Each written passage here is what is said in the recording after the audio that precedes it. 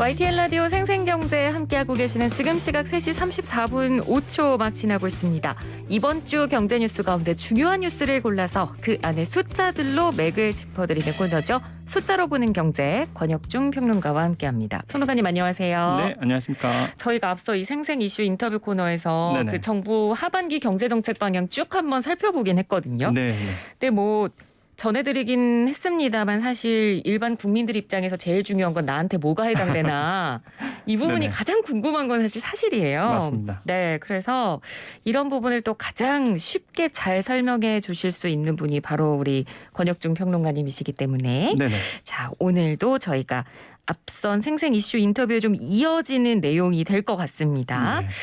일단 첫 번째로 5차 재난지원금이 드디어 잠정적으로 결론이 났어요. 네. 네, 소득 하위 80%까지 주겠다. 네네. 뭐 결정 그대로 거의 가겠지만 국회에서 수정될 가능성도 좀 남아있는 상황이고 네네.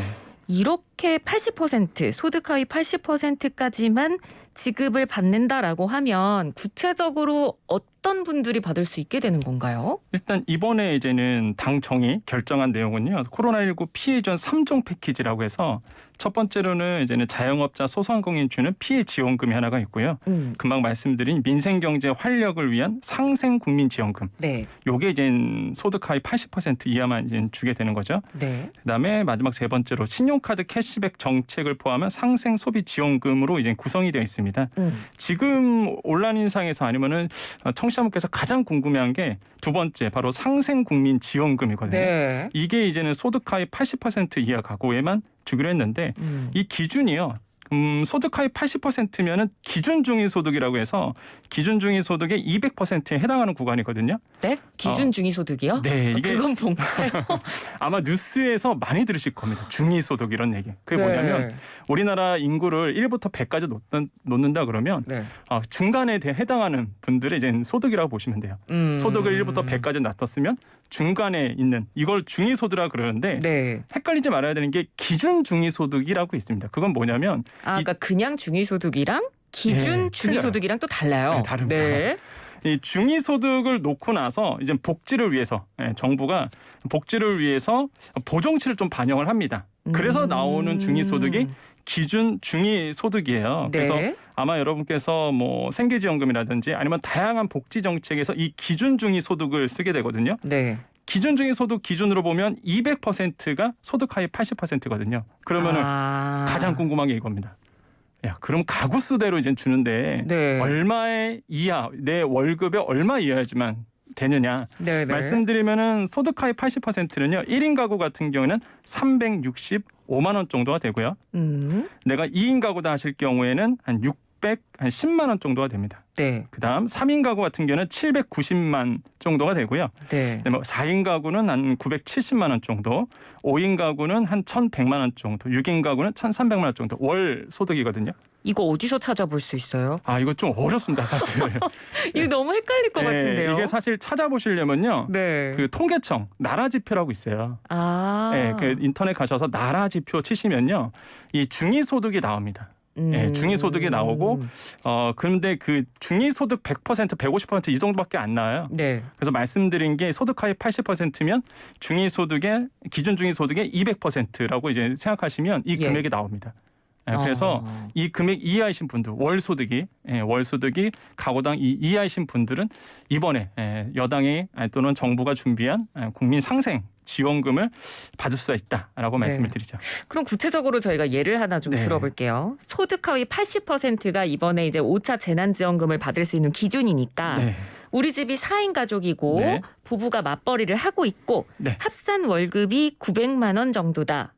그럼 해당되는 거잖아요. 아까 4인 가구가 970만 원가량 정도가 된다고 했으니까 소득 하위 80%가. 그럼 되는 거죠? 장담할 수 없습니다. 왜죠? 왜 그러냐면 이게 월 소득이거든요. 여기서 말하는 소득은요. 근로소득, 이자소득, 사업소득, 이전소득. 여기서 또 이전소득 하면은 많이 이전소득이 뭐야 그랬을 텐데 네. 이전소득은 두 가지로 나눠져요. 이제 공적 이전소득이랑 사적 이전소득이 나눠지는데 예. 공적 이전소득은 이제는 연금 같은 거 있죠. 예, 공공기관에서 주는 이런 이전소득 같은 게 이제 공적 이전소득을 얘기하고 네. 사적 이전소득은 말 그대로 친인척한테 돈 빌리는 거죠. 돈 받는 거. 이런 것도 사실 소득으로 보거든요. 그래서 이런 걸 다 합쳐서 얘기를 합니다. 한마디로 맞벌이인데 근로소득밖에 없는 거예요, 두 분이. 네. 근데 합쳐서 900만 원이다. 그럼 해당되겠죠. 이자 소득은 그럼 뭐예요? 이장소득 같은 경우는 우리가 은행에다 돈을 넣어놓고요. 네. 거기서 나오는 이자를 가지고 우리가 이자소득이라 보통 얘기를 하죠. 네. 배당소득은 투자를 하고 또 투자에 대해서 받는 배당금을 우리가 배당소득을 얘기하고요. 배당 소득도 그럼 여기 소득에 들어가는 거예요? 예, 근로소득, 이자소득, 사업소득, 이전소득, 그러니까 우리가 종합소득세라고 얘기하는 소득이 여기에 다 해당이 됩니다. 그렇기 때문에 이게 단순히 근로소득만 있으면 상관이 없거든요. 근로소득만 있는 분들이 꽤 글쎄요. 되시죠. 꽤 되긴 하겠지만 그래도 뭐 요즘 뭐 주식이나 이런 데 맞습니다. 투자하시는 분들도 많고 네네. 은행에 뭐 하다못해 적금도 넣고 네네. 그렇잖아요. 맞습니다. 그러다 보니까 장담할 수가 없는 거예요. 이게. 복잡하네요. 네, 그래서 뭐 내가 월급이 부부 합산이 900만 원 됐다고 그래서 네. 해당되겠지라고 보시면 이제 오산이라는 거죠. 내가 만약에 소득이 다른 소득이 있다 그러면 이것까지도 합산되기 때문에 그래서 제가 된다라고 말씀 못 드리고 장담할 수 없다라는 게 팩트입니다. 그럼 이거 어떻게 계산하는지 좀 구체적으로 네. 설명을 해주세요. 네, 일단 그러면 이거 나 해당되는 거야 안 되는 거야라고 보실 텐데 예. 간단하게 아는 방법이 하나가 있습니다. 그게 뭐냐면은 건강보험료 납입액 기준으로 이제 정부가 삼을 가능성이 굉장히 커요. 네, 왜냐하면 건강보험료 같은 경우에는 사실 이제는 꼬박꼬박 내고 있잖아요. 그렇죠. 자신의 소득에 대비해서. 네. 그러다 보니까 이제 건강보험료 납입액 기준으로 사실 가능성이 굉장히 크고요. 1차 재난지원금 때도 같은 논란이 있었거든요. 그럼 어떻게 잡느냐? 그때도 정부가 발표했을 때가 건강보험료 납입액 기준으로 그때 발표를 했었죠. 네. 그래서 소위 이제는 말하는 소득 하위 80% 이하이신 분들 이 기준을 이제는 말씀드리겠는데 예. 3인 가족인 경우에는 직장 가입자 한마디로 근로소득이 있으신 분들이죠. 직장 가입자는 내가 건강보험료를 30만 5,678원 내고 있다. 네. 그 이하다 하시는 분들은 해당이 됩니다. 근데 건강보험료가 근로소득만 있는 건 아니잖아요. 직장 가입자만 있는 게 아니고 지역가입자도 있거든요. 지역가입자도 있죠. 그분들 같은 경우에는 34만 5천 원 정도가 이제 해당이 될 것 같고요. 네. 그다음에 4인 가족 같은 경우에는 직장 가입자 같은 경우에는 건강보험료를 37만 6천 원 이하로 내고 있다. 해당이 됩니다. 지역 가입자는 한 41만 6,100원 정도가 되고요. 네. 5인 가족 같은 경우에는 직장 가입자 한 42만 3,900원 이하이신 분들 내가 내고 있다? 그러면 해당이 될 가능성이 굉장히 높고요. 네. 지역 가입자는 약 한 46만 8천 원 정도 기준을 보고 있거든요. 그렇기 때문에 사실 내가 건강료를 지금 얼마를 내고 있는지를 네. 방송 듣고 나서 아마 확인해 보시면은 그러게요. 내가 받을 수 있겠구나 못 받겠구나를 아마 어느 정도는 가이드라인에 나올 것 같다라고 말씀을 드립니다. 네. 그러니까 뭐 건강보험료 납입액을 기준으로 살펴보시면 될 것 같긴 한데 네네. 지금 이게 직장 가입자 보험료 내는 거랑 지역 가입자가 보험료 내는 거랑 금액이 차이가 나잖아요. 맞습니다. 그러면 여기서 분명히 뭔가 이 재난지원금을 받느냐 못 받느냐를 두고 분명히 뭔가 문제가 생길 것 같거든요. 이게 논란이 있을 수밖에 없는 게 네. 사실 이제는 건강보험료로 이제 기준을 삼게 될 가능성이 굉장히 크거든요. 지금 만약에 그렇게 된다 그러면 직장인 가입자랑 지역 가입자의 불평등 문제가 생깁니다. 왜 그러냐면 아시겠지만 직장 가입자는요 자기의 그 연봉에 대해서만 딱 책정이 돼요. 네. 건강보험료. 근데 지역 가입자는 아니죠. 재산 따지죠. 심지어 자동차까지 따져서 실제적으로 직장 가입자의 보험료가 결정이 됩니다. 네. 그러다 보니까 이런 문제가 생겨요. 자산이 많으면 많을수록 지역 가입자는 이제 불리하게 되는 부분이 있습니다. 예를 좀 들어보겠습니다. 그 1인 가구고요. 예를 들어서 1인 가구 굉장히 많으시잖아요. 네. 1인 가구시고 공시가격으로 2억 원 아파트를 이제 소유하고 계시는 분. 근데 조그마한 가게를 운영하고 있어요. 소상공인이시겠죠. 네. 지역가입자신다 이분은. 그렇겠죠. 한 푼도 벌지 않아도요. 이제는 건강보험료를 한 14만 7천 원 정도 됩니다. 그런데 소득 하위 80%로 봤을 때 1인 지역가입자 기준은요. 이게 12만 8천 원 정도가 되거든요. 오버되는 거예요 이게.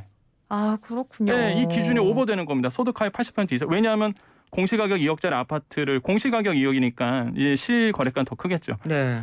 이 아파트를 소유하고 있다는 것만으로도 왜냐하면 지역가입자의 그 건강보험료가 많이 나오기 때문에 지원금에서 탈락할 가능성이 굉장히 커요.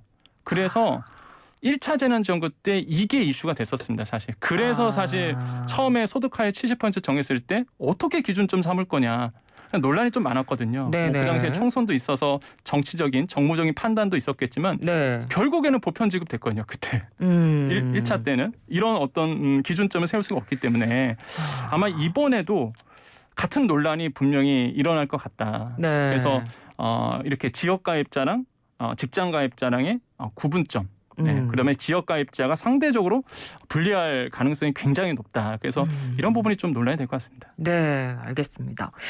자, 그리고 아까 말씀해 주신 내용 중에 상생 소비 지원금도 있었습니다. 네. 이 부분도 사실 일반 국민들에게는 굉장히 궁금한 부분 가운데 하나인데 맞습니다. 정확하게 어떤 부분을 지원을 해준다는 건가요? 그러니까 코로나19 피해 지원 3종 패키지라고 말씀드렸잖아요. 네. 그러면은 민생경제 상생 국민지원금은 말 그대로 이제는 소득하위 80% 이하니까 이런 분들 준다 그러면 그럼 상대적으로 상위 20%한테는 안 준다는 거잖아요. 네. 그래서 정부가 사실 이거를 그래서 갖고 온 것 같습니다. 상생 소비 지원 이거 말씀드리겠는데 이게 고소득자에게 좀 유리한 부분이 있거든요. 근데 왜 그러냐면 네. 그 2분기의 월 평균 카드 사용 대비해서 3% 이상 증가한 카드 사용액에 대해서 그 증가분에 대한 10%를 카드 캐시백으로 돌려줍니다. 그 예를 들어 볼게요. 이렇게 되면 어려우실 거예요. 네. 그러면 숫자로 예를 좀 들어주세요. 네. 이제 2분기라 그러면은 우리가 보통 이제 4, 5, 6이잖아요. 그렇죠. 그러면 4, 5, 6에 내가 카드를 씁니다. 이 3개월 동안의 카드 평균 월 평균 소비액이 있잖아요. 네. 이게 예를 들어서 이제 100만 원이라고 보는 거예요. 근데 제가 8월 달에 가서 153만 원을 썼습니다. 8월 한 달 동안.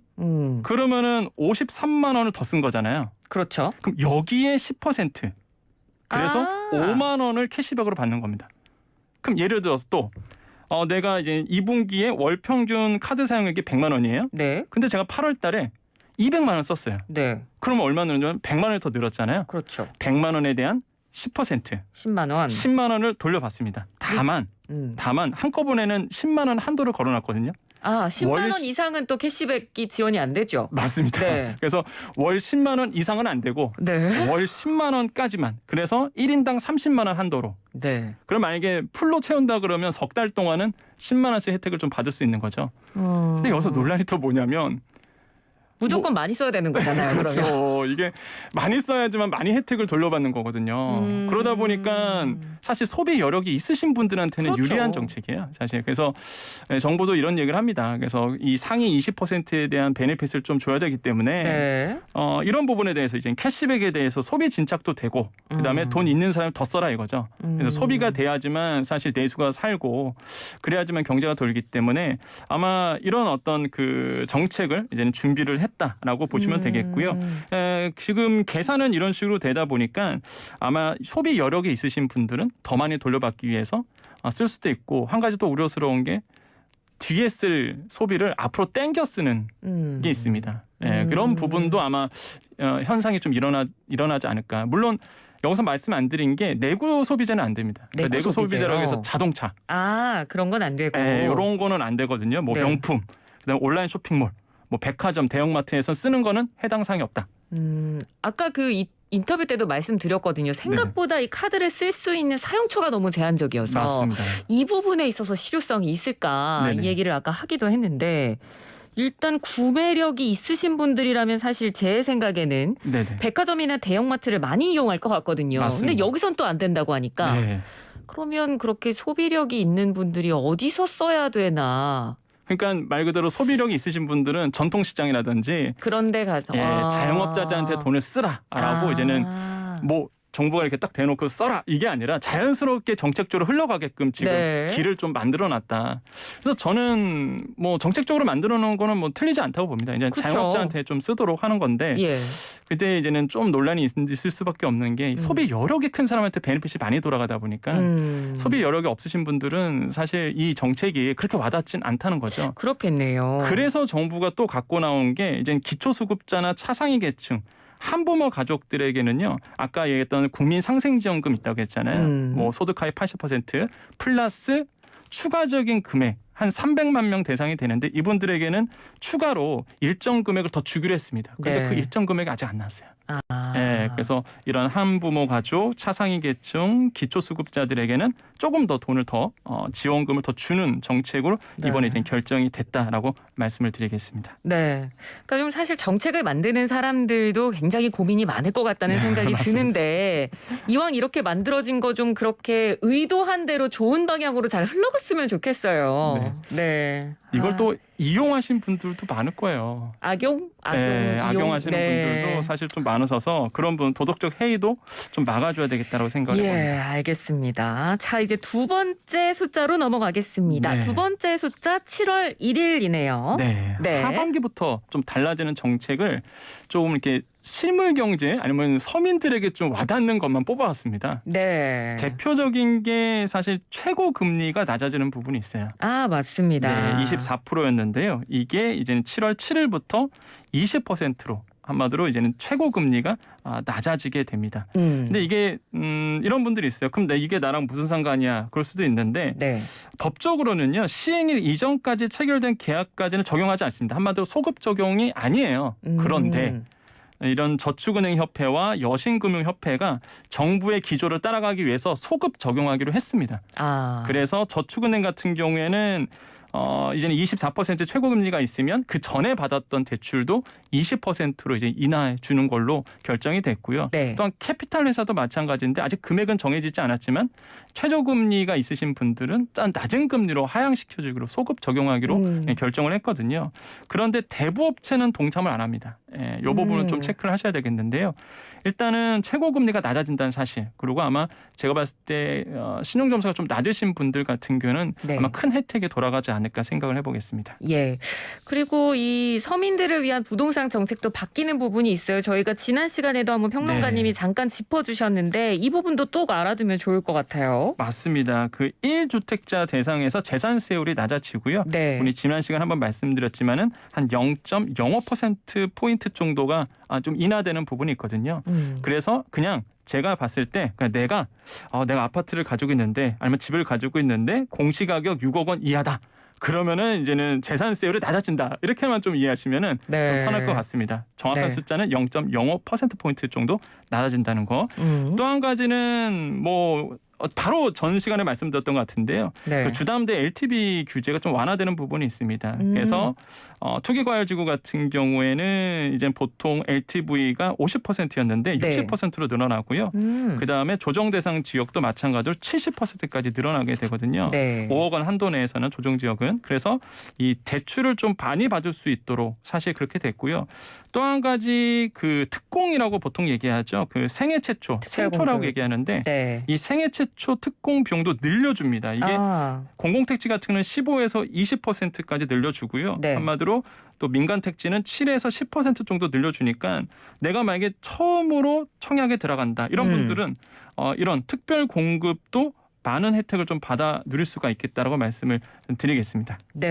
비율 잘 알아보셔야 될 것 같아요. 자, 그리고 이 새롭게 바뀐 부동산 정책 눈여겨봐야 될 계층들도 청년이랑 그다음에 신혼부부들이잖아요. 이 청년하고 신혼부부들 대상으로 바뀌는 정책들은 또 어떤 게 있을까요? 청년과 신혼부부 대상으로요. 그 전월세라든지 모기지 대출의 금융 지원이 좀 강화되는 부분이 있는데, 그러니까 청년층 대상으로요 특례 보증을 해줘요. 주금공이 주택금융공사에서. 그런데 청년층 전월세 대출을 좀 확대해주는 부분이 있습니다. 한마디로 1인당 대출해주는 7천만 원을 1억 원까지 늘려주는 부분이 있어요. 이거 굉장히 와닿거든요. 이런 부분은 청년들에게 큰 도움이 되고요.